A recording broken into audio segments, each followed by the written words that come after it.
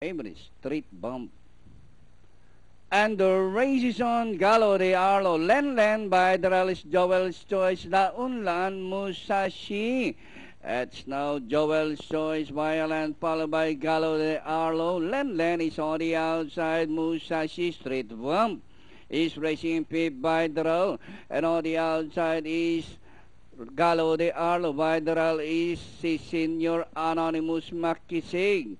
It's now entry number one, Joel's Choice, followed by La Unlan in second. And racing in third is Len by the Rally Street Bump, rushing up Gallo de Arlo. And rounding the far turn, Joel's Choice, La Unlan, Len is racing in third.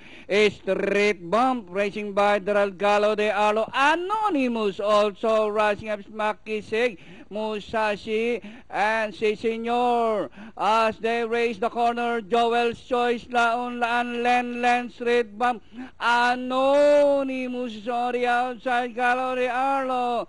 Joel's Choice, La Unlan, Len Street Bump, Anonymous, but still Joel's Choice still leading by a length and a half. La Unlan, Len, and finally from start to finish, Joel's Choice, La Unlan, Len, Anonymous, Street Bump, Gallo de Arlo, Makisig, Musashi, and Si Senor comes last.